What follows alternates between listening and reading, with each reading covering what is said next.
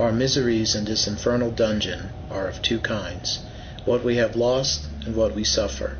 I will first speak about what we have lost.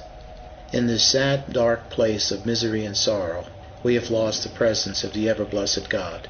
This is what makes this dungeon hell. Though we had lost 1,000 worlds, it would not be as important as this one greatest loss. Could we but see the least glimpse of his favor here, we might be happy, but have lost it to our everlasting woe. Here we have also lost the company of saints and angels, and instead have nothing but tormenting devils. Here we have lost heaven, the center of all blessedness. There is a deep gulf between us and heaven, so that we are shut out from it forever.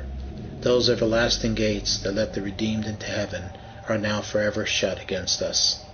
To make our wretchedness far worse, we have lost the hope of ever obtaining a better condition.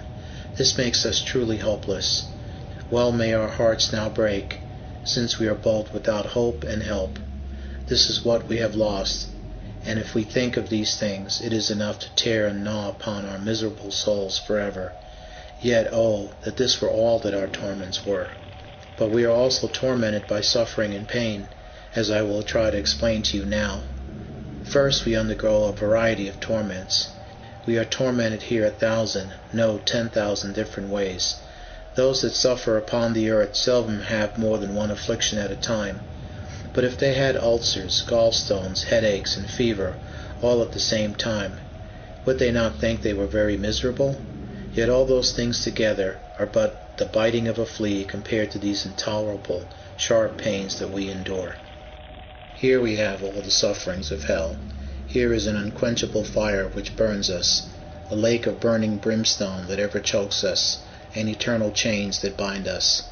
Here there is utter darkness to frighten us, and the worm of conscience that gnaws upon us everlastingly. Any one of these is worse to bear than all the torments that mankind ever felt on earth. But our torments here are not only various, but are also complete. They afflict every part of the body and torment all the powers of the soul. This makes what we suffer the worst of tortures. In those sicknesses which men have on earth, though some members of their body will suffer, yet other parts have no pain. Here it is different. Every member of the soul and body suffers at the same time. Our eyes are tormented here with the sight of devils, who appear in all horrible shapes and black appearances that sin can give them.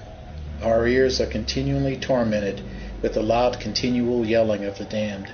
Our nostrils are smothered with sulphurous flames, our tongues with burning blisters, and the whole body is rolled in flames of liquid fire.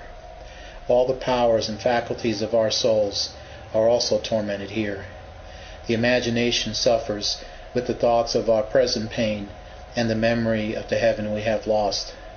Our minds are tormented as we remember how foolishly we spent our precious time on earth.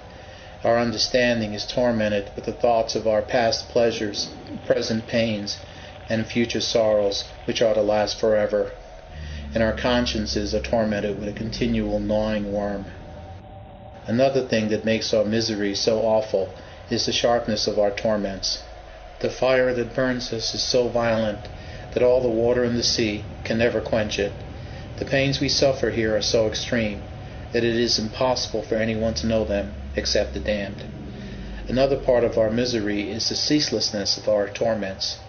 As various, as complete, and as extremely violent as they are also continual. We have no rest from them. If there were any relaxation, it might be some relief, but there is no easing of our torments, and what we suffer now we must suffer forever. The society or company we have here is another part of our misery. Tormenting devils and tormented souls are all our company. Dreadful shrieks, howlings, and fearful cursing are our continual conversation, because of the fierceness of our pain. The place we are in also increases our suffering.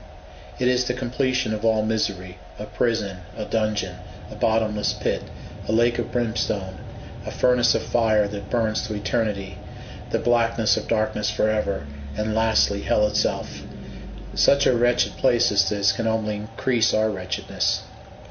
The cruelty of our tormentors is another thing that adds to our sufferings. Our tormentors are devils in whom there is no pity. While they are tormented themselves, they still take pleasure in tormenting us.